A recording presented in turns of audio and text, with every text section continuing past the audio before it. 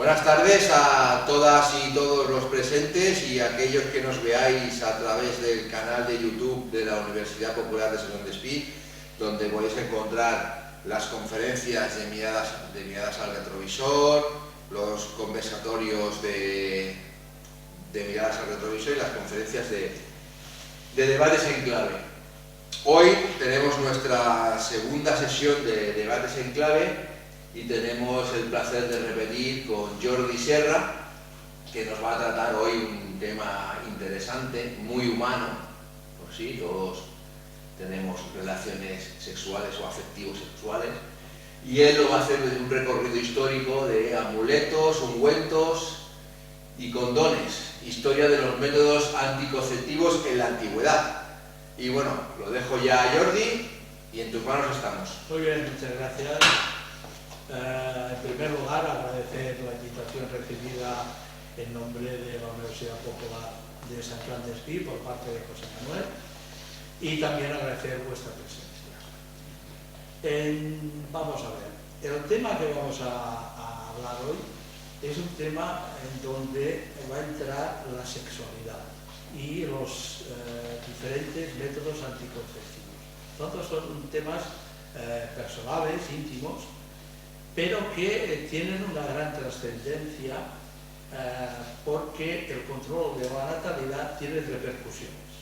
Repercusiones en algunos casos de tipo ético, moral, religioso, pero sobre todo, y lo más importante para nosotros, son las repercusiones que tiene en el ámbito social y económico. Ahora bien, como historiador, mi único objetivo es poder desarrollar este tema sin perjuicios y por lo tanto sin tener la más mínima intención de juzgar los comportamientos humanos que sobre este tema se han realizado en diversas civilizaciones a lo largo de la historia. El ser humano es la única entidad biológica de este planeta que disfruta de una conducta reproductora basada en una atracción entre sexos regulado por ciertos rasgos físicos y culturales que no están sujetos a ningún ciclo de temporalidad. Es decir, las mujeres no tienen periodo de celo, por lo tanto, teóricamente, este periodo de celo, como ocurre en la gran mayoría de las especies animales. Pero esto, ¿qué implica? Implica que la capacidad humana de reproducirse es enorme. El hombre puede tener muchos hijos, teóricamente desde la pubertad hasta una vejez bastante avanzada, como tenemos el caso de Pablo Picasso, de Charles Chaplin, que tuvieron hijos a partir de los 80 años. Y las mujeres, aunque dejan de ovular cerca de los 50, también pueden llegar a tener, en teoría, muchos hijos. Pero esta capacidad de engendrar representa una responsabilidad social. Por este motivo, desde tiempos muy remotos, se han empleado diversos y variados métodos anticonceptivos, con el fin de poder tomar las medidas adecuadas para controlar los embarazos no deseados.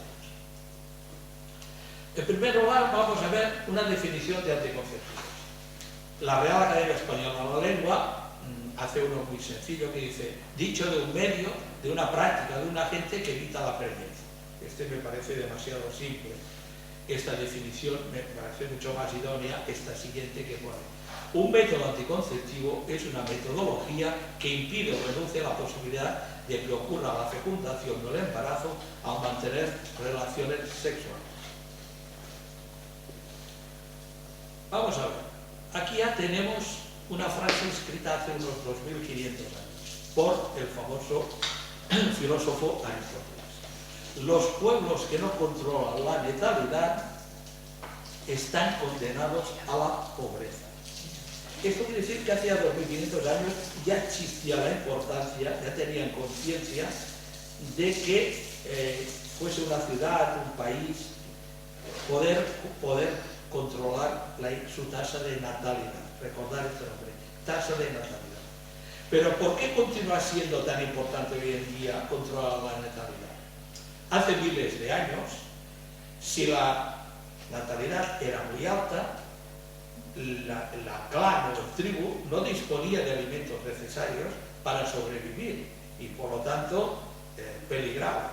Pero también si era muy baja, también podía desaparecer. En la actualidad, ¿qué ocurre?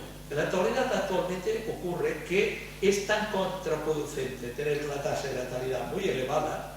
¿Por qué? Porque produce una superpoblación, con lo cual a los estados, a los gobiernos, les es imposible complementar sus necesidades básicas: educación, sanidad, vivienda, etc. Pero si se tiene una tasa de natalidad muy baja, también esto exige un aumento sustancial del gasto público, al tener que aumentar la necesidad de complementar las necesidades del sistema sanitario, el pago de las pensiones, etc. Y no lo olvidemos también, entonces también la falta de mano de obra con la consiguiente necesidad de inmigración para compensarlo. ¿Qué quiere decir tasa de natalidad? Tasa de natalidad es un término utilizado en demografía para indicar el número de nacidos vivos durante un tiempo determinado en un número de habitantes, en una población en concreto. En teoría, ¿cuál es la tasa de natalidad ideal? Está entre 2,1 y 2,2. ¿Esto cómo se explica? Vamos a ver, si las parejas formadas por dos personas tuviesen, para mantener el mismo nivel de población, tendrían que tener 2,1 o 2,2 hijos. Este 2,1 o 2,2 se explica porque siempre hay un número de fallecimientos en el proceso de gestación, abortos o en el proceso de los primeros años de vida, sobre todo en los países del tercer mundo, ¿no?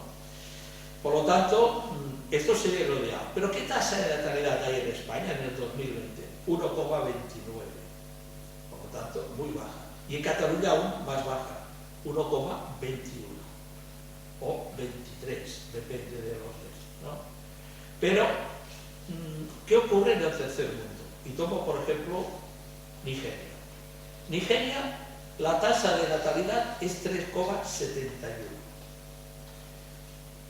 Pero la fecundidad 5,24, es decir, que tienen más de 5 hijos, pero como no tienen asistencia médica, no tienen, pues tienen un porcentaje de fallecimientos muy elevado. Y, por ejemplo, en Nigeria, ¿qué ha pasado? En Nigeria el año 2013 tenían 169 millones de habitantes. En el 2023, 224 millones de habitantes. En 10 años, su población ha crecido en 55 millones de personas. Aquí vemos la gran diferencia que existe entre un país desarrollado y un país del tercer mundo. Vamos a hacer un poco de desarrollo histórico, muy rápido, de la humanidad. Hoy en día hay la inmensa mayoría de la gente que estudia la prehistoria, pues tiene claro de que nosotros, los humanos, somos el último eslabón de la evolución humana. Y también de que somos los llamados Homo sapiens sapiens. Y también que este eslabón último salió de las sabanas del este del África hace aproximadamente unos 200.000 años y a partir de allí se expandió por todo el mundo. En el de la derecha tenemos que aproximadamente hace 11.000 años se empezó el desarrollo de la agricultura. Es decir, que se pasó de ser cazadores-recolectores a ser agricultores. Lo más probable es que no sabremos nunca cuándo en este periodo de tiempo fueron conscientes los seres humanos de que eran las relaciones sexuales las que propiciaban los embarazos. Y por lo tanto empezaron a tomar medidas para controlar los nacimientos no deseados. Antes de tener conciencia de ello, ellos creían que los embarazos eran debidos a fuerzas de la naturaleza, intervenciones de seres divinos, es decir, no eran conscientes de que se daba una unión entre un hombre y una mujer para propiciar un embarazo. Pero lo que sí está claro, que sabiendo que el número de bocas para alimentar no podía ser muy elevado, ya debieron de empezar a tomar algún tipo de acción para solucionar este problema. Posiblemente descubrieron que había algunas plantas con propiedades anticonceptivas abortivas, se dieron cuenta que si la reducción voluntaria o no voluntaria de alimentación podía provocar el aborto, y hasta es posible que cometieran, posible no, seguro, infanticidios controlados. Pero ¿qué pasó al llegar la revolución neolítica? Todo cambió. Se empezaron a aposentar, empezaron a conrear la tierra, empezaron a tener un excedente de alimentos, empezaron a domesticar animales. Todo ello, empezaron los primeros pueblos, las primeras pequeñas ciudades. Todo esto llegó, al tener más alimentos, llegó a tener un mayor número de hijos, al contrario, que eran necesarios para disponer de mano de obra para continuar expandiéndose, ¿no? Y también desde el punto de vista social, no hay que olvidar que también allí empezó la división de clases, porque estos excedentes supuso que determinados individuos, sacerdotes, militares, funcionarios, vivían y se enriquecían del trabajo de los demás. La historia empieza, hemos hablado de la prehistoria, la historia ¿cuándo empieza? Empieza cuando se empieza a disponer de cualquier clase de inscripción, sea en el material que sea. ¿Cómo apareció la escritura? Pues apareció no porque la gente quería acercarse con sus amigos, sino apareció por necesidades comerciales y económicas. El ejemplo más claro, las primeras escrituras son la de mano izquierda arriba, que es una tableta cuneiforme sumeria, realizadas en arcilla y grabadas con un punzón. Estas se dejaban secar al sol o en un horno. ¿Por qué esto lo hacían? Porque cuando hacían comercio con otras ciudades, cuando iban en barco o iban en carretas de bueyes o lo que fuera, llevaban una cantidad determinada de alimentos o lo que fuera. Entonces tenían que comprobar que cuando llegase a destino que realmente era la misma cantidad que había salido del lugar, ¿no? Entonces, en esta, concretamente, los arqueólogos de la Universidad de Cambridge la pudieron descifrar y ponen 18 frascos de grasa de cerdo, 4 frascos de grasa de cerdo, grasa dispensada en la ciudad de Zabala, Abkik, el escriba, 4º año, 10º mes. Y con esto llegaban allí y entonces comprobaban que realmente había 18 frascos más 4 frascos y daban el visto bueno y pagaban. Luego tenemos en la central arriba un ejemplo de escritura jeroglífica egipcia. Esta es realizada sobre papiro, una planta muy común en Egipto. Y este sistema de escritura se empleó durante siglos, pero por la clase sacerdotal, porque era muy difícil de comprender. Aquí no eran letras, esto eran símbolos y cada símbolo representaba una frase. Y solamente un pequeño, en uno de estos pájaros que llevase un pico para arriba o un pico para abajo, ya era una frase distinta, por lo tanto era muy difícil de comprender para el pueblo llano. Abajo, a la izquierda, tenemos lo siguiente que se hizo en Egipto, que es la llamada escritura demótica, que esta ya eran una especie de signos que significaban letras, mucho más fácil de entender. Tuvimos la suerte de que arriba, a mano derecha, un soldado del ejército de Napoleón, cuando invadieron Egipto, se encontró con esta piedra, la famosa piedra Rosetta. Entonces, gracias a ella se puede comprender el jeroglífico y el demótico. ¿Por qué? Por la parte superior es un decreto de un faraón, ¿no? La parte superior está escrita lo mismo en jeroglífico, la parte central en escritura demótica y la parte inferior en escritura griega. Por lo tanto, como se sabía el griego, se pudieron, y gracias a ello, hoy en día ahí los especialistas pueden descifrar lo que significan los papiros, la escritura demótica. Y aquí a mano derecha tenemos otro ejemplo de la escritura, tiene unos 2000 años de antigüedad. Esta era romana. Este es un caso excepcional porque es una lámina delgada de oro, con un punzón se grababan las letras, porque la mayoría son hechas, bueno, casi todas con láminas finas de plomo y se escriben, ¿no? Estos son los primeros elementos históricos que podemos tener. Ahora, ¿cuáles fueron las primeras manifestaciones sexuales en la prehistoria? Pues las primeras fueron el llamado arte parietal de pared, que está en las paredes de las cuevas, ¿no? Este y este. La inmensa mayoría son figuras de sexuales femeninas, son vulvas. Hay muchísimas.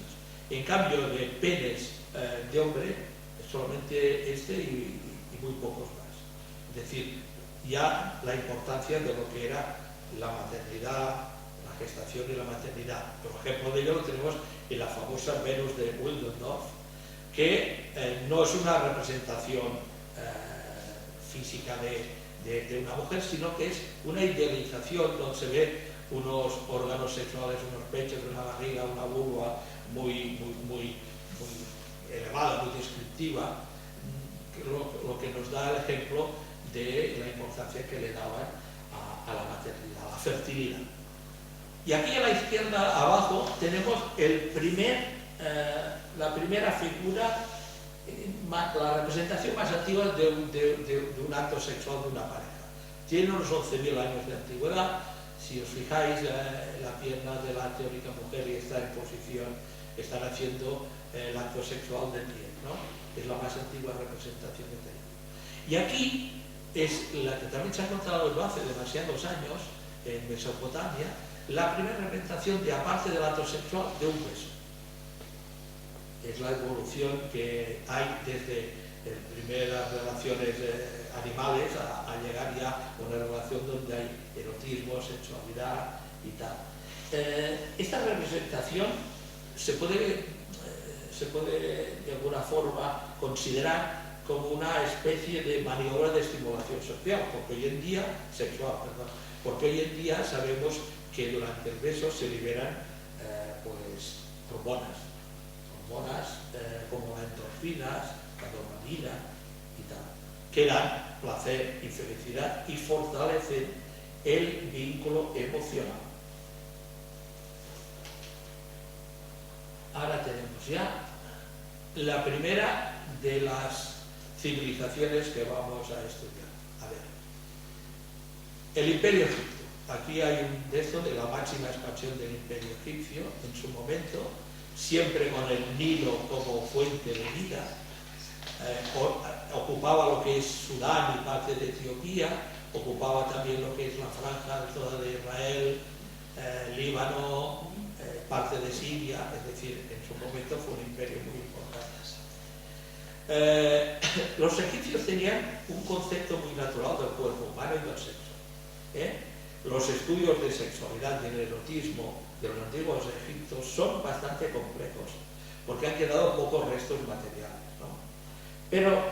Y además es una civilización que duró cerca de 3.000 años, y por tanto también evolucionó en sus formas, ¿no?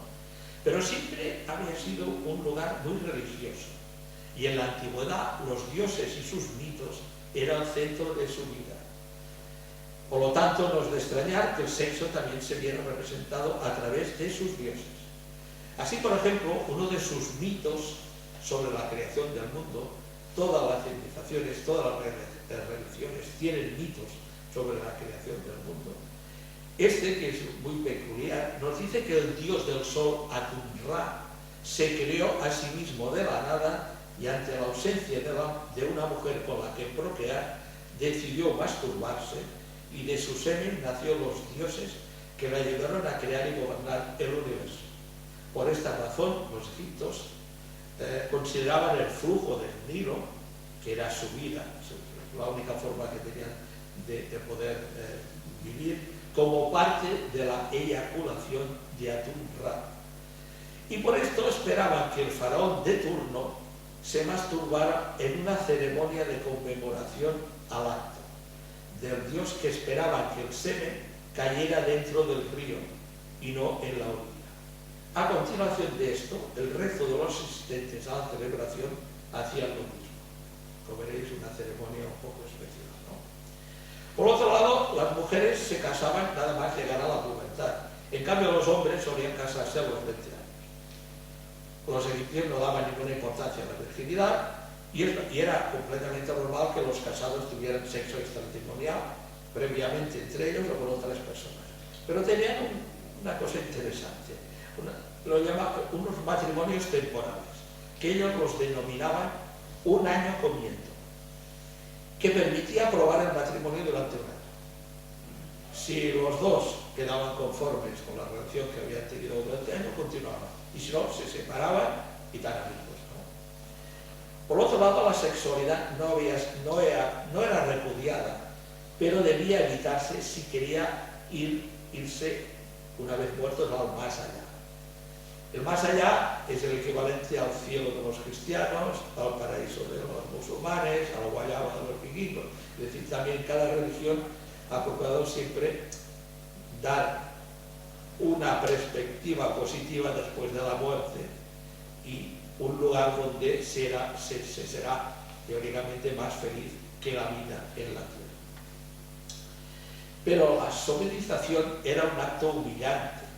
Por esto que se conocía como ejercer de hombre guerrero. Porque en muchos casos, al vencer a sus enemigos, lo que hacían es sodomizarlos.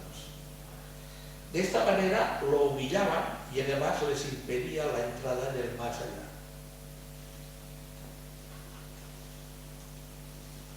Aquí abajo hay un texto muy interesante, una especie de cómics. Es conocido como el papiro de Turín, porque se encuentra en Turín. Tiene 16 metros de largo, 1,6 metros de largo, una especie de cómics, y donde hay todo de representaciones de actos sexuales, hechos por la corte, los sacerdotes y altos cargos, y formando parte de orgías, y con textos tan explícitos como lo que pone: ven y métemela por detrás. ¿Qué métodos anticonceptivos se empleaban en el Antiguo Egipto?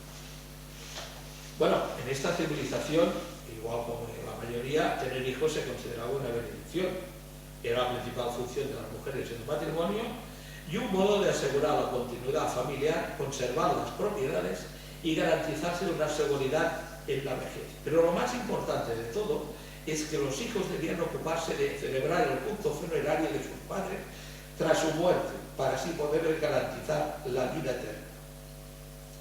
En el famoso papiro de Ebers, que tiene 3.800 años de antigüedad, se han encontrado todo de fórmulas y métodos anticonceptivos. En uno de ellos pone: tapón de hilaza medicado, principio de las recetas hechas por mujeres con el objeto de dejar de concebir durante 1 año, 2 o 3 años. Coger brotes de acacia, esto que hay aquí, triturarlas con una medida de miel, aquí es un texto de miel, humedézcase la hilaza con ello y colóquese en la vulva de la mujer. Así de entrada parece esto que va a tener. Pero bueno, la sorpresa es que cuando se estudió esta receta desde el punto de vista farmacológico, se sabe que los brotes de acacia, cuando fermentan, desprenden ácido láctico. La combinación de la miel, que tiene propiedades adhesivas y de barrera, con el ácido láctico, hace una acción espermicida que produce el efecto anticonceptivo. Pero aquí tenemos un ejemplo de aquí abajo. ¿Qué hace un cocodrilo aquí como método anticonceptivo? ¿No será que solo ponían las mujeres en la puerta de su habitación cuando no querían tener relaciones sexuales? Pues no.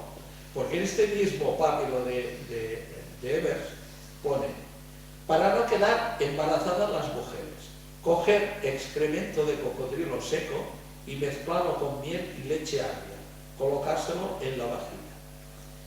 Es decir, la leche agria también tiene efectos y el excremento seco de cocodrilo a lo mejor también, pero vaya, no creo que esto ayudase mucho a tener relaciones sexuales, ¿no?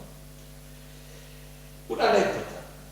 Alrededor de hace 4.000 años existía la costumbre de enterrar a los muertos con recetas de anticonceptivos para evitar embarazos no deseados en la otra vida. O sea, aparte de alimentos, que solo dejaban, se han encontrado recetas de métodos anticonceptivos. Ahora llegamos a la antigua Grecia. A la antigua Grecia, o sea, no podemos llamar, tendríamos que llamar ciudades griegas, más bien que antigua Grecia, porque Grecia como estado no existía. Eran una serie de ciudades. La más importante conocida es Atenas, pero también había Esparta, también había Focea. ¿Por qué es importante Focea? Porque Focea fue la que tenía un aumento de lo que hablamos del control de natalidad, tenían un aumento de natalidad muy grande, no había alimentos para todo el mundo, y lo que hacían era enviar barcos a hacer nuevas posesiones, ¿no? Fueron los que fundaron Marsella, fueron los que llegaron a Ampurias y fueron los que llegaron a Cartagena. Esto no hacían conquistas militares, lo único que buscaban era comerciar y ganarse la vida con el comercio, ¿no? En la antigua Grecia, la sociedad no distinguía el deseo o comportamiento sexual por el sexo biológico de quienes participaban, sino que se adaptaba a las normas sociales. Estas normas se basaban en el sexo, la edad y el estatus social. Los hombres y mujeres no se unían en el matrimonio por amor, sino que negociaban un tipo de relación sin más intención de que la mujer tuviera hijos. Y la mujer tenía que permanecer en casa. ¿Por qué? Porque los hombres tenían la teórica y limitada capacidad sexual de las mujeres y por esto podían llegar a cometer adulterio. Los hombres no esperaban ni amor, ni amistad, ni sexo placentero con sus esposas. Esto ya lo podían tenerlo en compañía de prostitutas o de otros hombres, porque en Grecia fue la primera en aceptar abiertamente la homosexualidad. Los hombres solían buscar este tipo de relación sexual con adolescentes, no con niños, que estaba prohibido. Y estas relaciones estaban aceptadas porque el mayor servía de mentor para adolescente, ayudándose a integrar en la civilización. No obstante, sí que existía la diferencia entre compañeros activos y pasivos. Y esta asociación estaba asociada a los roles dominantes y sumisos. El rol activo se asociaba con la masculinidad, con un estatus social alto y con una edad adulta, mientras que el papel pasivo de esta relación se asociaba con la feminidad, con un estatus social bajo y con la juventud. Según este punto de vista, cualquier actividad sexual en que un hombre penetrara a alguien socialmente inferior se consideraba normal. Y se consideraba inferior a las mujeres, a los jóvenes, a los extranjeros, a las prostitutas y a los esclavos. En cambio, si era penetrado por alguien socialmente inferior, era vergonzoso, totalmente vergonzoso. ¿Cuáles eran algunos de los remedios empleados por los métodos anticonceptivos? El filósofo Aristóteles, que hemos comentado antes, citado, decía: algunas mujeres impiden su embarazo impregnando la parte de la matriz donde va a parar el semen con aceite de cedro, este árbol que hay aquí, o con un ungüento de plomo con incienso mezclado con aceite de oliva. Hoy en día se sabe que el aceite de cedro reduce la movilidad de los espermatozoides.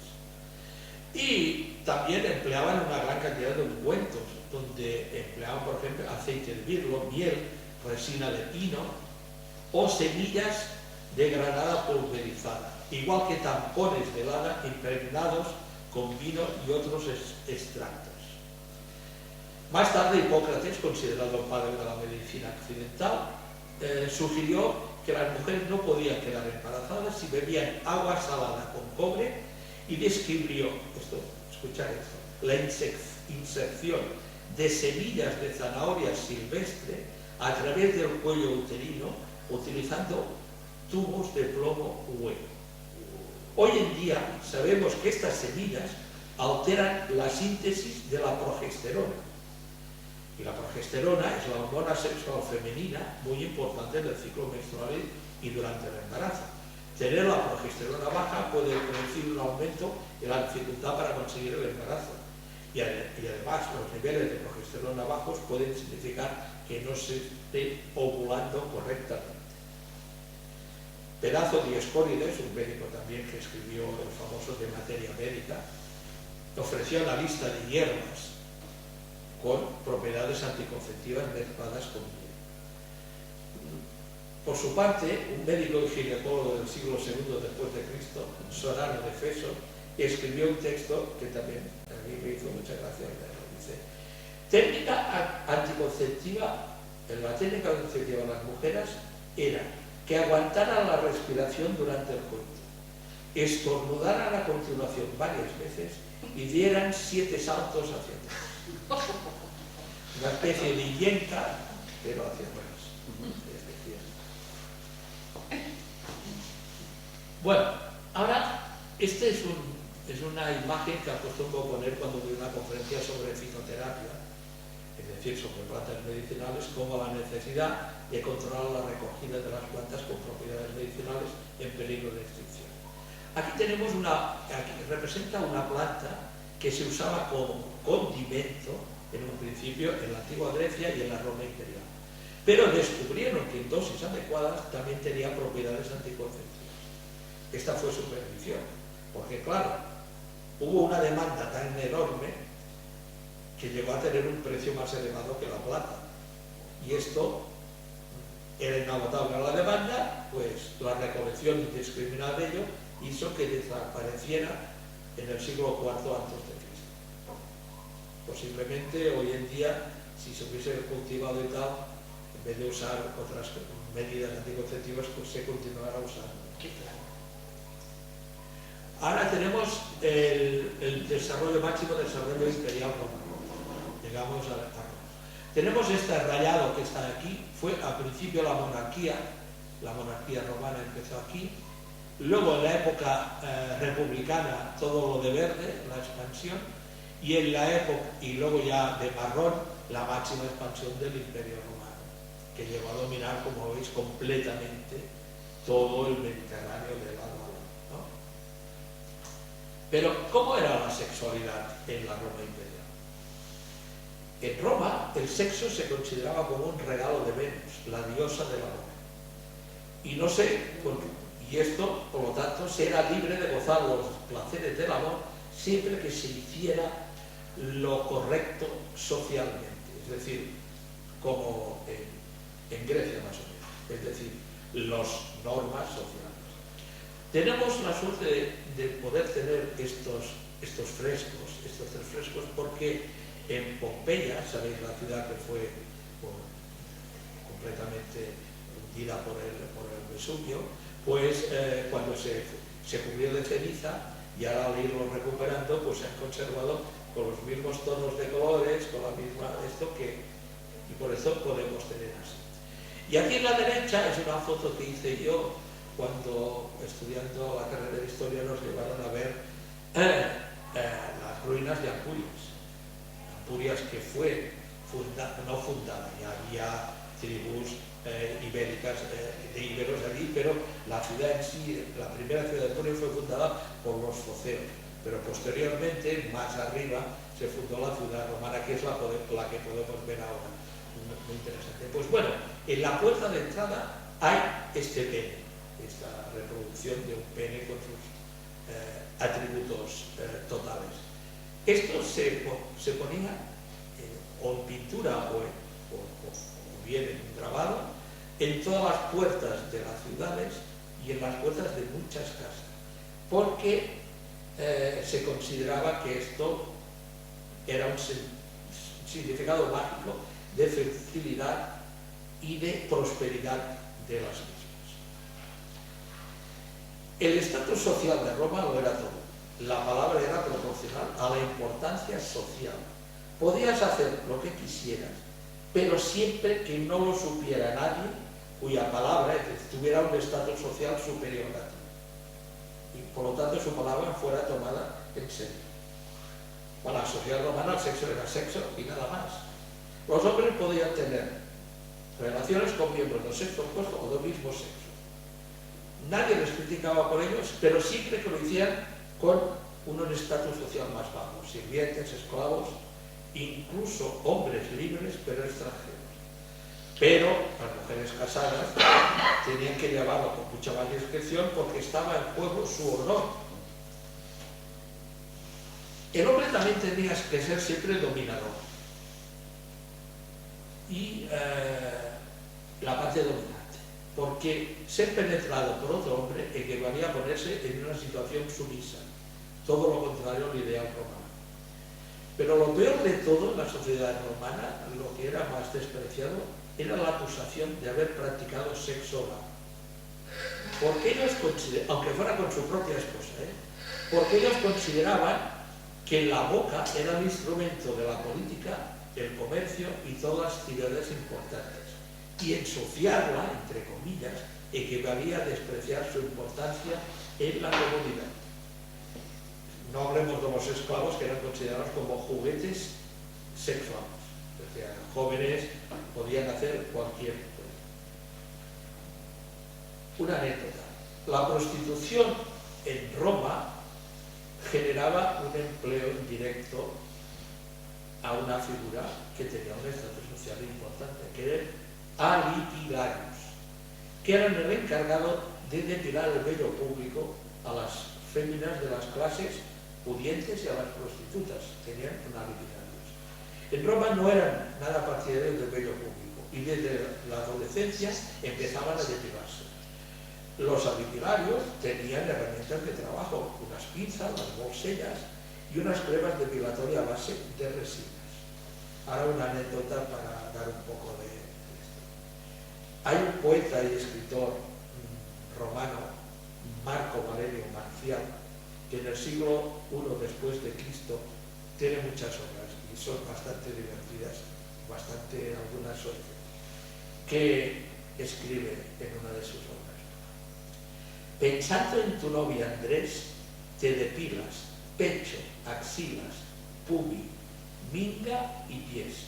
¿En quién pensarás, Andrés, cuando el culo te depilas?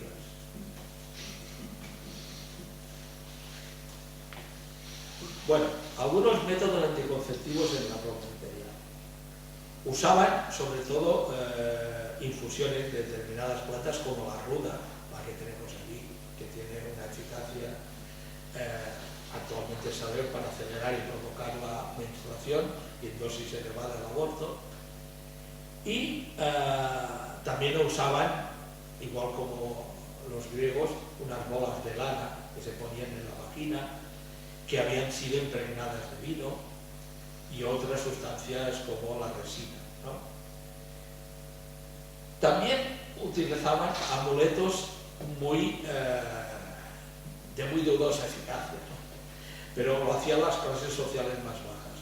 Una de las más curiosas era una determinada araña la envolvían con un trozo de piel de ciervo y se lo colgaban en el cuello por la mañana. Creían que así no quedaban embarazadas. Bueno, también sabemos hoy en día que por parte de los hombres tenían un método anticonceptivo de ponerse una pomada, que desconocemos cuáles son sus ingredientes, pero que se la ponían en la punta del pene, lo que creaba una especie de crosta y cerraba de esta forma el acceso del semen al cuello del útero. También, relacionado con ello, sabemos que durante Sila, la dictadura, en el siglo I a.C., prohibió el uso de métodos anticonceptivos y el aborto, preocupado ya por las bajas tasas de natalidad. Roma también tenía bajas tasas de natalidad, en cambio todos los pueblos que ellos llamaban bárbaros tenían tasas de natalidad muy alta y tenían miedo de que esto les tuviera problemas, ¿no? Bueno, las prostitutas romanas se exhibían en los llamados fornix, que eran los lugares situados debajo de los puentes, los callejones o en otros edificios, donde fornix, de aquí viene el verbo fornicar en castellano, se hacían duchas vaginales con vinagre diluido con agua fría antes de atender a sus clientes. De este modo modificaban su pH vaginal, dificultando la movilidad de los espermatozoides. Aquí lo tenemos, esto, y encontré en un libro, en una libreta de apuntes de un farmacéutico de principios del siglo XX, que resulta que a principios del siglo XX, o sea, 2000 años más tarde, continúa con la misma irrigación contra el embarazo, contra la misma irrigación, y forma que la creolina úsase el vinagre común a mitad del irrigador, 500 gramos, y la otra mitad, 500 gramos de agua fría. Es decir, que 2000 años más tarde se continuaba haciendo. Y es cierto, la acidez que tiene el vinagre produce una modificación del pH vaginal, y cuando tiene pH vaginal menor, pues entonces disminuye la disminución del sistema inmunológico y disminuye la vida de los espermatozoides. También empleaban zumo de limón y agua de mar para hacerse estas.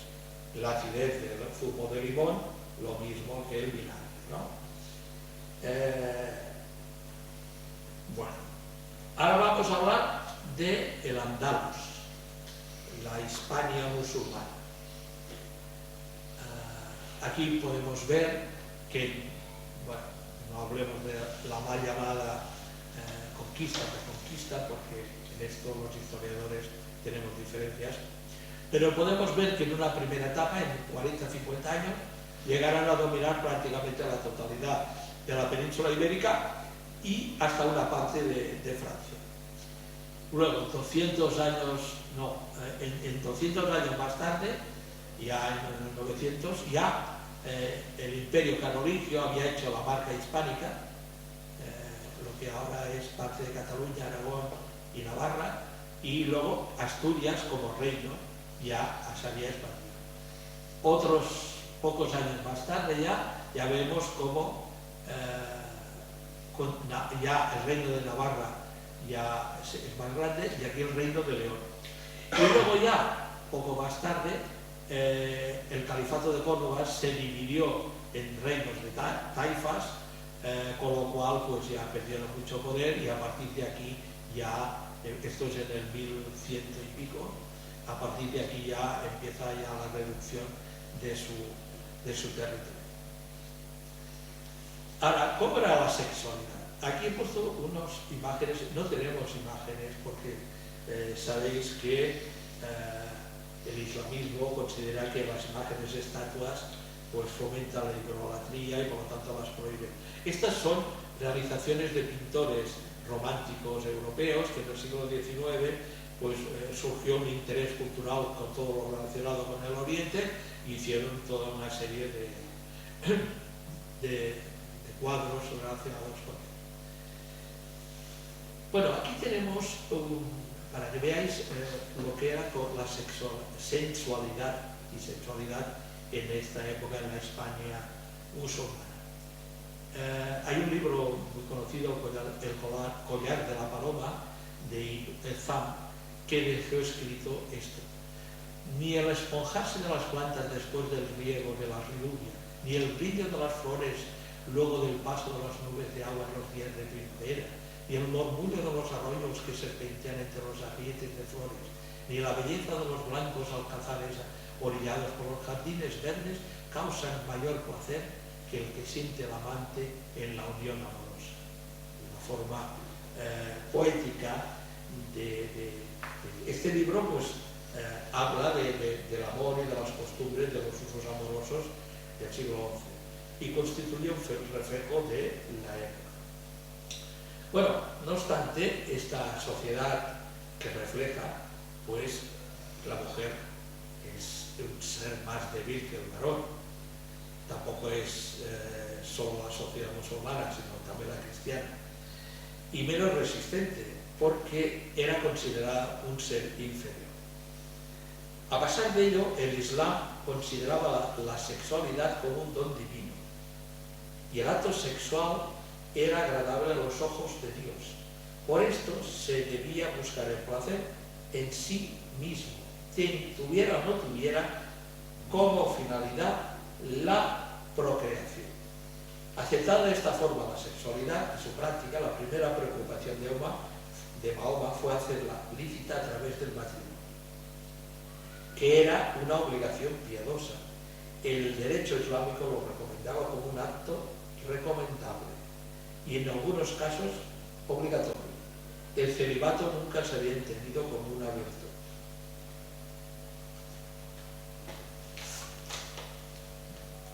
Bueno, lo que sí era claro que la futura esposa debía pertenecer al Islam, tener una conducta adecuada a los preceptos religiosos, no ser libre o esclava, y se tenía en cuenta su fortuna y su profesión. La mujer musulmana solo se podía casar con un varón musulmán. En cambio, el musulmán sí que se podía casarse con una mujer libre que profesase una de las llamadas religiones del libro, es decir, el Antiguo Testamento. Por lo tanto, se podía casar con una judía o con una cristiana. También se castigaba el adulterio y, en general, el contacto sexual entre un hombre y una mujer no casados ni en estado de concubinato legal. La menstruación era un estado de impureza legal y por esto el Corán dice: es un mal apartaros de las mujeres durante la menstruación y no os acerquéis a ellas hasta que estén puras. Pero, y aquí el detalle, es que esta prohibición solo se refería a la penetración vaginal, permitiendo cualquier otro contacto físico, incluida la sodomía. Pero, a pesar de la inferioridad de la mujer respecto al hombre de la cultura islámica, hay un ámbito en donde el Corán, tanto como los textos jurídicos, mandan que haya una absoluta igualdad. Es en el ámbito sexual. El marido es preciso que haga uso del matrimonio de modo regular y en caso de poligamia debe tratarlas por igual. Se considera delito desatender sexualmente a la esposa. Por otra parte, los médicos árabes propiciaban el orgasmo femenino como de medida deseable para la salud de la mujer, no solo física, sino también mental. Aconsejan que en toda relación el hombre procure el placer femenino, puesto que de no alcanzarlo causaría daños a ella, indicando incluso diversos modos de provocarlo y explicando con detalle sus garantías. Ellos consideraban que además el orgasmo producía una sensación sumamente grata, libraba el organismo de residuos, tanto en este caso el esperma, tanto masculino como femenino. Métodos anticonceptivos en avanzados. Esto hay algunos que también son muy buenos.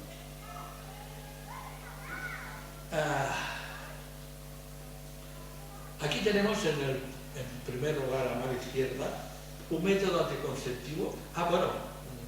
Una cosa, en el Islam es curioso que haya tantos métodos anticonceptivos para hombres, casi como para las mujeres, mientras que en el resto de las civilizaciones la mayoría son para las mujeres, ¿no?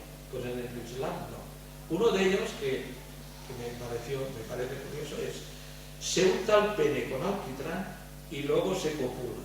Así la mujer no quedará embarazada y si estuviera embarazada la hará abortar. Lo que no explica es luego cómo te quitas el alquitrán. Pero bueno.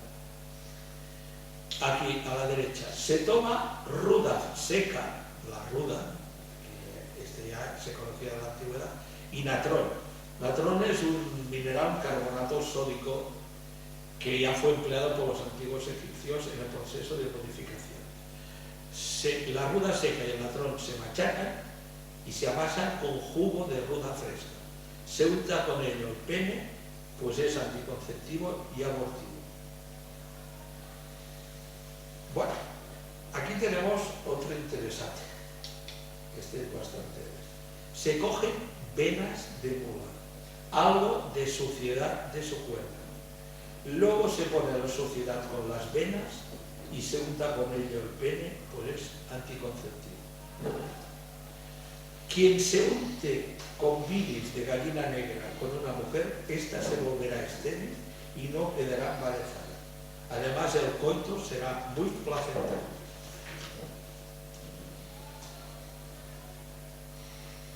Respecto a las mujeres, también algunas de este tipo así.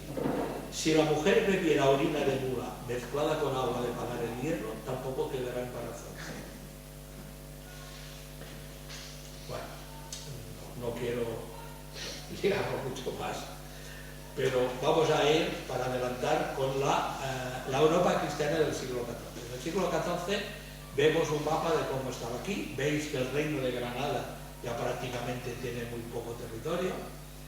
El reino de Castilla muy grande, el reino de Portugal ya estaba también desarrollado, el reino de Navarra y la corona de Aragón, que tenía Aragón, Valencia, Cataluña, las Islas Baleares, la isla de Cerdeña, la isla de Sicilia y al cabo de pocos años también todo el reino de Nápoles.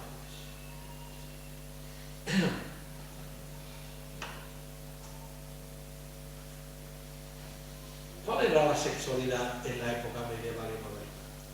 Pues bueno, la frase más conocida del Antiguo Testamento es: creced y multiplicaros y poblad la tierra. Esta es la idea principal de las iglesias cristianas sobre la sexualidad. El único objetivo de mantener relaciones sexuales, se sobreentiende dentro del matrimonio, es la de procrear tantos hijos como se pueda. Así, San Agustín, en el siglo V después de Cristo, uno de los padres de la iglesia más influentes, pues enseñaba, escuchad esto que es bastante bestial, que la masturbación y relaciones sexuales sin penetración eran peores pecados que la fornicación, la violación, el incesto y el adulterio. Porque las primeras eran actividades sexuales no reproductivas y por lo tanto eran pecados antinaturales porque eran anticonceptivos. Mientras que los segundos, como podían conducir de alguna forma al embarazo, eran pecados naturales. Es que a diferencia de la sociedad hispano-musulmana, en los diversos reinos cristianos existía una moral religiosa que afirmaba la renuncia a la carne como símbolo del pecado y la aspiración a la castidad como ejemplo de virtud. Aquí podemos ver, por ejemplo, en estos llamados dibujos, este de la izquierda, la importancia de la procreación, de la religión dentro de la procreación. Pues se ve claramente que la llegada de un hijo es debida a la gracia de Dios y a Jesucristo.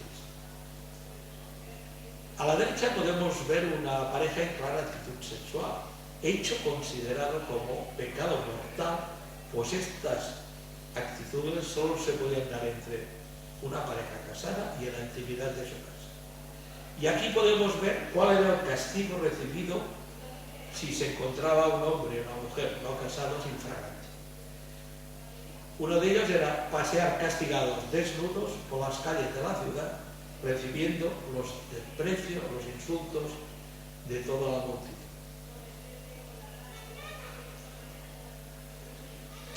Vamos a ver también unos curiosos métodos anticonceptivos usados en aquella época. Bueno, por un lado, antes había un poco de contradicción entre la clase médica y la moral cristiana, porque la postura médica referente a la sexualidad era más ambigua. Por un lado, citaba los malestares que derivaban del coito y por otro lado reconocían que la actividad sexual también reportaba beneficios a que no practicaban, pero eso siempre con moderación. Los médicos, igual que los religiosos, prescribían remedios contra los pensamientos impuros. A los varones les recomendaban que se hiciesen unos cortes en las venas superficiales situadas en la cara externa superior del muslo cuando tuviesen problemas de erección. Y a las mujeres que se hiciesen fumigaciones vaginales con incienso. Pero todo esto, además, recomendaban a la abstinencia según qué comidas que consideraban que podían producir también deseo sexual. Pero, en contrapartida, la opinión de la Iglesia respecto a existe una abundante información sobre técnicas anticonceptivas y adoptivas.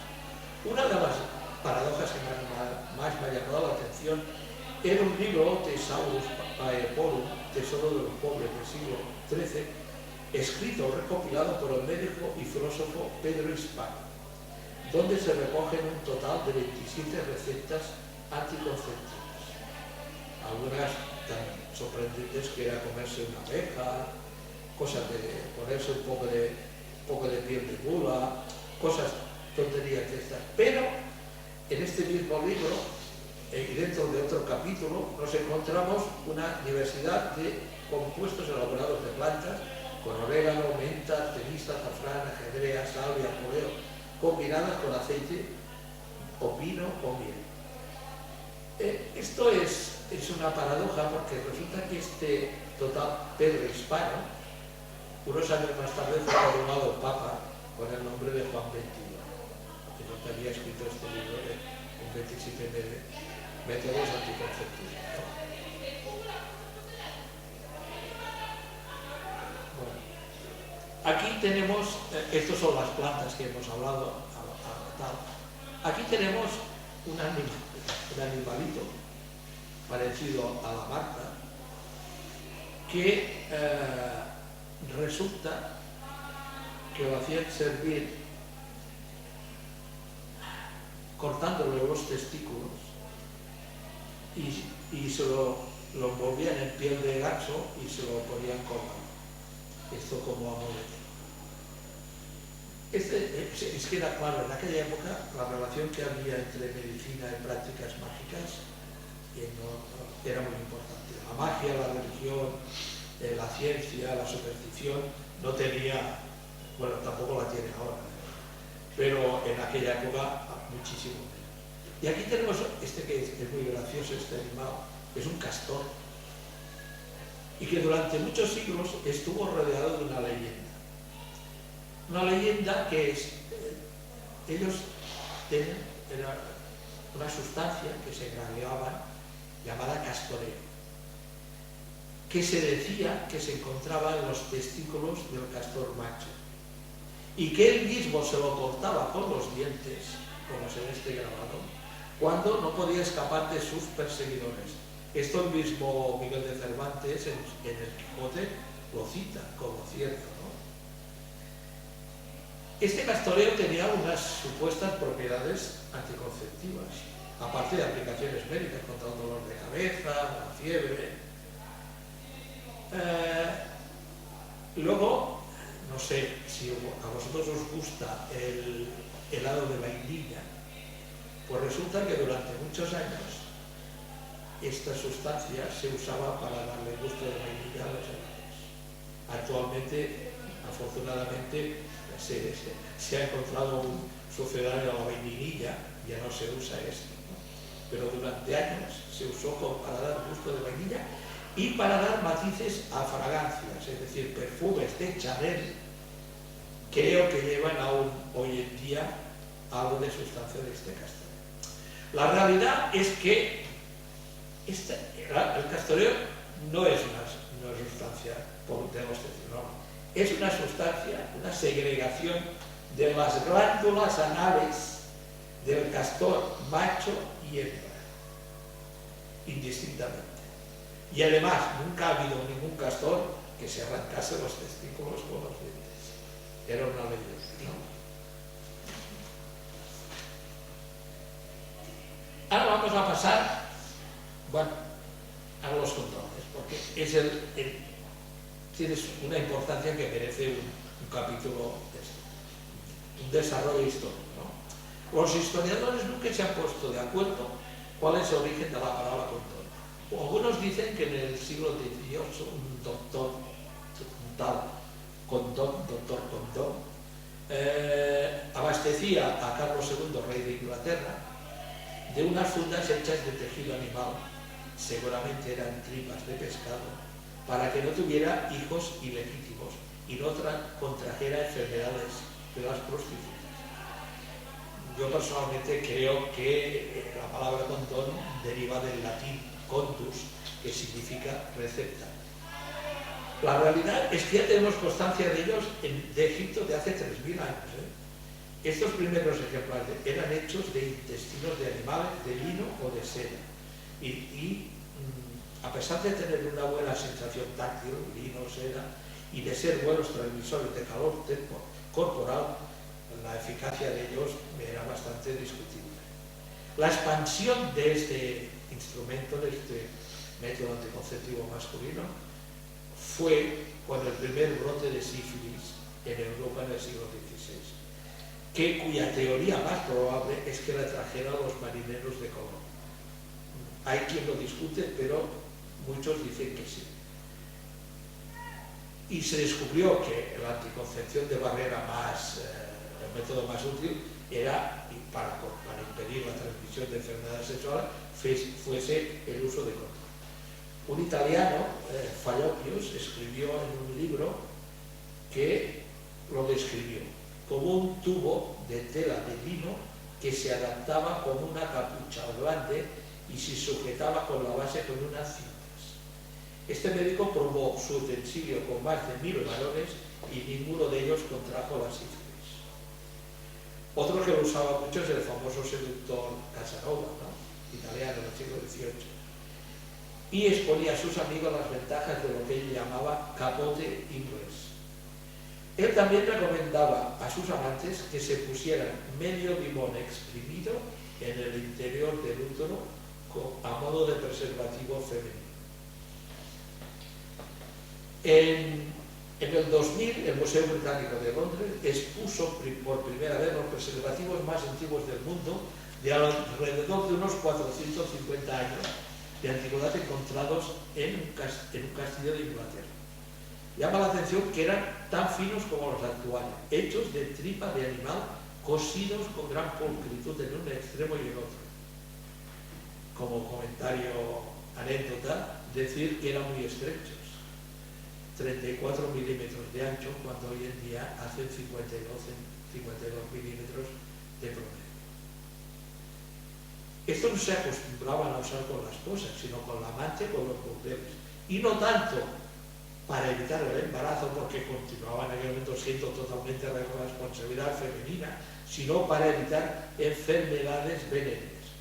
Estos preservativos, sobre todo este, y luego posiblemente este, estaban hechos con tripas de animales, ovejas o cerdos. Debían ser remojados con leche de vaca un par de horas antes para hacerlos más flexibles y fáciles de colocar. Y después de su uso debían limpiarse muy bien, secarse y poner harina de trigo o fécula de patata en su interior para poder ser usados otra vez. En un museo de Austria se expone un condón en buen estado de conservación. Está intacto, fabricado en 1640, se podía usar varias veces y lleva un manual para usarlo en latín. Está fabricado con 100% de tripa de cerdo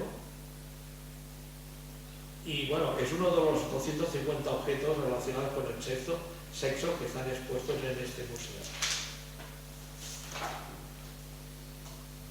Aquí tenemos. La primera vez que aparece propaganda de un preservativo es el New York Times en 1861, promocionando los llamados condones franceses del doctor Pope. Sin embargo, 12 años después, en el 1873, un congresista ultracristiano llamado Comstock hizo aprobar una ley de ilegalidad de estos anuncios que incentivaban el control de la natalidad, basándose de que eran accesorios anticristianos e inmorales. Pero hubo unos acontecimientos que marcaron su popularidad definitivamente. A principios del siglo XX, la gran mayoría de condones estaban fabricados en Alemania y fueron distribuidos en su ejército durante la Primera Guerra Mundial que empezó en 1914. También otros soldados de otros países del Imperio Austriaco, Francia y tal, recurrieron a este método preventivo. Pero esta ley que hizo firmar este congresista impidió que los soldados de Estados Unidos pudieran beneficiarse de la protección. Esta disposición tuvo terribles consecuencias. El costo de las enfermedades de transmisión sexual a los soldados norteamericanos fue brutal. Al final de la guerra se habían diagnosticado 400.000 casos de sífilis y gonorrea, el 70% del total de los combatientes, y más de 10.000 bajas. Hay una curiosa anécdota. El secretario de Estado de la Marina era un firme partidario de esta ley y consideraba que era inmoral y sucio. La única protección que recomendaba a sus soldados era la continencia y la oración. Pero, afortunadamente, uno de sus ayudantes aprovechaba un momento en que su jefe no estaba en la oficina para distribuir unos lotes de preservativos entre los marinos, donde había pomadas, antisépticos y tal. Más tarde, este joven llegó a ser presidente de Estados Unidos, Franklin Roosevelt. Aquellos a los que ayudó debieron formar parte del 30% de los soldados que pudieron volver a su casa sanos. Con esta experiencia y el legado que trajeron, bueno, la política del ejército, los altos mandos médicos y altos mandos del ejército empezaron a promover el uso de distribución, ¿no? Y hicieron programas educativos para miembros del ejército. Y en 1931 los botones ya eran estándar en los miembros del ejército. En la Segunda Guerra Mundial tuvieron lugar numerosas campañas de propaganda, incluyendo películas, carteles y conferencias. Uno de los carteles es este que veis aquí a la izquierda, que la traducción pone: llevo uno a todos lados, llevo uno en mi mente. Hay incluso una leyenda. Eso ahora es impensable. Sí. Hay una leyenda que además yo lo vi en una de las películas del desembarco de Normandía, que lo ponían como cierto, que los soldados americanos protegían el cañón de sus fusiles con un preservativo para que no entrara el agua, ¿verdad? Yo lo vi esto. Y aquí hay unas de medianos del siglo XX, unas cajas de preservativos antiguos. Ahora vamos a hablar de los métodos también bastante, algunos muy conocidos y otros dos prácticamente desconocidos. El llamado coitus interruptus, el conocida marcha atrás, seguramente el método anticonceptivo de los hombres que más se ha usado, pero que ha causado también número de fallos y de frustración, ¿no? Lo que la mayoría de la gente desconoce es que la primera referencia histórica lo encontramos en la Biblia, concretamente en el Antiguo Testamento, cuando pone: y sabiendo Onán que la descendencia no había de ser suya, sucedía que cuando llegaba a la mujer de su hermano, vertía en tierra para no dar descendencia a su hermano. El coitus interruptus, ¿no? El coitus reservatus. Esto es un coito sin eyaculación, que era utilizado en la antigua China, bajo el criterio de que esta práctica beneficiaba el cuerpo y el amor. El amor, según el taoísmo, su religión, era un acto sagrado en el cual se aprende progresivamente a despegarse del deseo, así como a disociar, en el caso del hombre, la eyaculación del placer. Porque dice el taoísmo que la eyaculación se experimenta unos segundos de sensación placentera, pero que conlleva a una gran debilidad, lo cual es un hábito peligroso. El Tao sostiene que si un hombre reduce o regula sus eyaculaciones a un mínimo absoluto, su cuerpo se fortalecerá, su mente se agudizará y mejorará su vista y su oído. Yo creo que hay poca gente que en este momento siga este precepto. Y luego el más interesante, bueno, yo no lo había oído nombrar nunca, es el llamado coitus obstructus. ¿Qué es? Es una práctica prácticamente desconocida, pero que se encontraba escrita en un texto de la dinastía Ming china de 1598. Es una técnica que consiste en una eyaculación hacia adentro del semen masculino. ¿Y cómo se consigue? Pues presionando fuertemente la uretra entre el escroto y el ano mientras se eyacula. Con lo cual, según esta creencia, el semen se desvía hacia la columna vertebral, pasa por los chakras hasta llegar al cerebro. Esta técnica en realidad hace que el semen, se ve que sí, pero no se va a los chakras, sino que ingresa en la vejiga y sale del organismo por la orina. Ahora, claro, muy placentero en el momento de eyaculación es que te apriete fuertemente, no creo que lo sea. Sinceramente no creo que lo sea. Bueno, ¿cuáles son las conclusiones? La ilusión natural de todo el mundo es tener hijos. La pregunta es ¿cuántos? Y esta cuestión se verá influida indudablemente por múltiples factores económicos, religiosos, sociales, etc. Porque el coste económico y la responsabilidad de la crianza de los hijos es un factor que induce a las parejas a tener una tasa de natalidad muy baja en el llamado primer mundo, es decir, en los países desarrollados.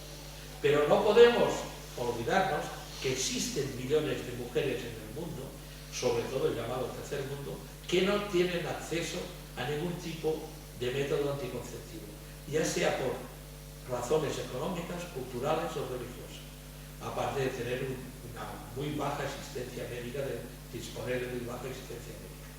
Según un estudio reciente, 1 millón de mujeres africanas mueren cada año y de 3 a 4 millones quedan incapacitadas con fístulas genito-urinarias.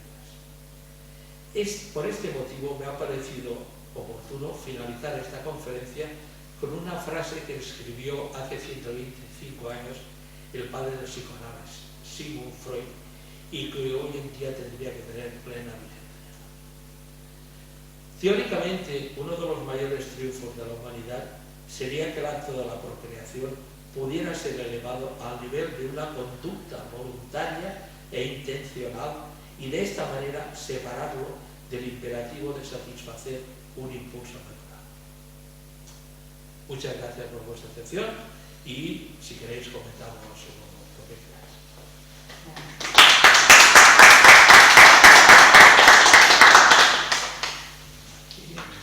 Bueno, un comentario. No lo has comentado, pero me parece interesante porque me consta que cuando los cazadores-recolectores, antes de que llegara el Neolítico, el método anticonceptivo que tenían era básicamente el alargar muchísimo la lactancia, porque las mujeres no podían tener muchos hijos seguidos porque como eran sociedades en movimiento, si tenían más de un hijo, difícilmente lo podían transportar con ellas a la hora de que se movía todo el colectivo. Entonces la única manera que tenían de tener un sistema de anticonceptivo era eso, aumentar la lactancia hasta los 3-4 años y así cuando el crío ya tenía una capacidad para poder seguir al grupo, automáticamente podría tener el siguiente hijo, ¿no? Sí. Bueno, en realidad podía ser perfectamente y seguramente fue uno de los métodos empleados. Yo he querido hablar sobre las plantas medicinales porque este ya lo da un poco por descontado que se usaba. En realidad no sabremos nunca exactamente qué métodos anticonceptivos usaban, pero lo lógico es que uno de ellos fuera este, otros que conocieran, ya que conocían plantas que podían alimentarse con ellas, que tenían propiedades medicinales, que según qué dosis tenían experiencias, digamos, de liberación espiritual, y que según qué dosis mataban, era lógico que también hubiesen tenido conocimiento de unas plantas que provocasen el aborto o que tuviesen medidas anticonceptivas.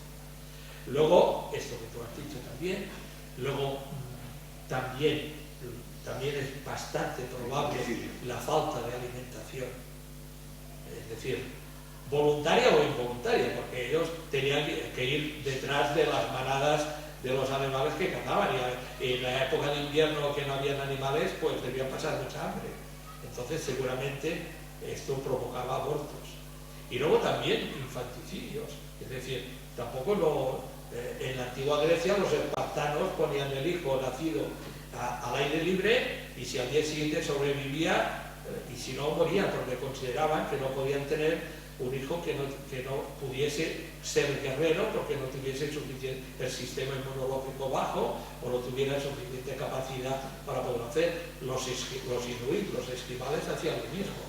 Es decir, una especie de infanticidio controlado para la ley del más fuerte, ¿no? Una selección natural a lo bestia. A lo bestia.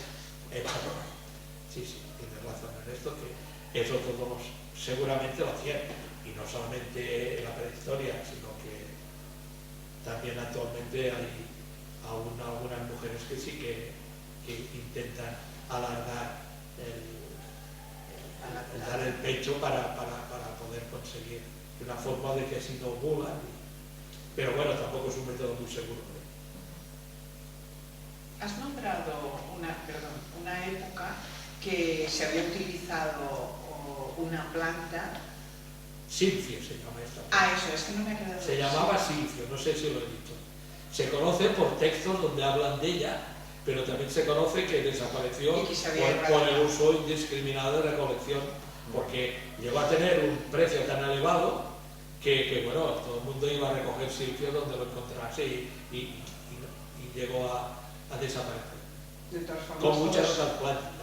Todos estos métodos eran, supongo, empíricos, de su propia experimentación para probar y para saber Lógicamente. si uno funcionaba o no funcionaba. Mira, era el sistema acierto-error. Y esto ha pasado en las plantas para alimentarse, en todo, en los animales. Y hoy en día con cualquier producto farmacéutico. Exacto. O sea, ni más ni menos. Ni más ni menos. Es decir, es acierto-error. Y entonces, en aquel momento, por transmisión oral, sabían, porque lo sabía la madre, la abuela, o el padre, o el chaval, quien fuera, que aquella planta, pues si tenía, ya usaba la digital, ya usaba la digital como tónica. Y por ejemplo, en una cueva del actual Irán, de hace 60.000 años, se han encontrado restos de plantas, entre ellas de efedra. Efedra, que tiene la efedrina, un alcaloide que actualmente, bueno, mira, el otro día viendo un documental por la tele, resulta que Maradona fue cogido en el Mundial de 1994 y tuvo que marcharse porque había tomado efedra. Y según él era porque había tomado un jarabe, porque antiguamente llevan efedra, porque mejora la capacidad en momentos de flacidez y tal. Escarretado. Y entonces la efedra en una tumba, pues seguramente ya la conocían y la usaban para las largas cacerías, para mantener el ritmo de persiguiendo a las fieras, pues tomaban efedra. Es decir que... ¿Y él lo había tomado en un jarabe? Sí, es que... Sería una sustancia dopante, se considera sustancia dopante. Y también es un antitusígeno. En los jarabes antitusígenos llevaban, antes, ahora no sé, pues ahora está considerado una sustancia dopante. Y Maradona lo cogieron porque tenía restos de efedra.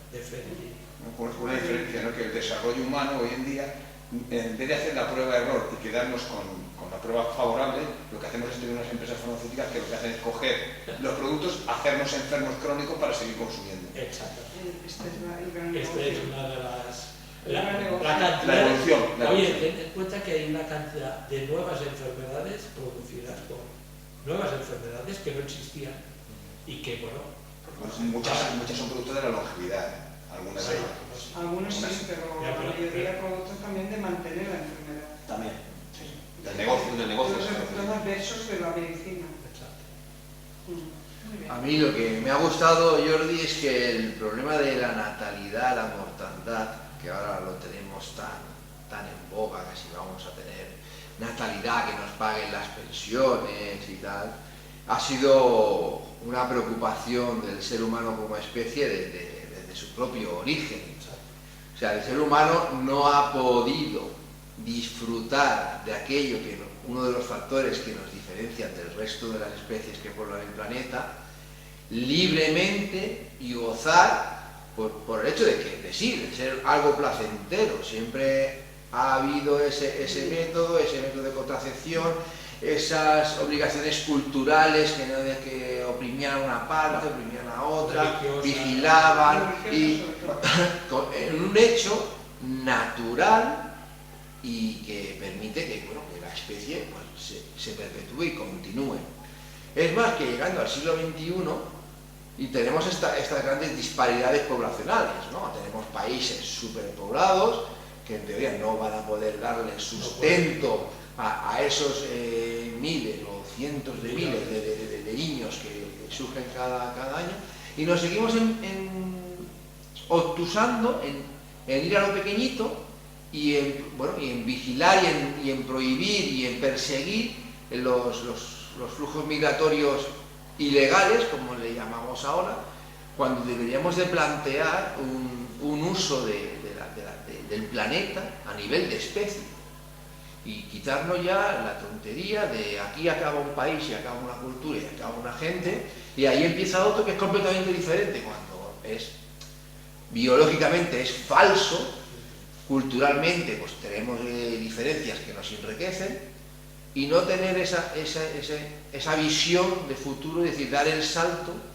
y tener un uso del planeta como especie y desarrollarnos hacia un disfrute, Sí. y no unas prohibiciones y unas normativas y unas coacciones, ¿no?, de algo natural.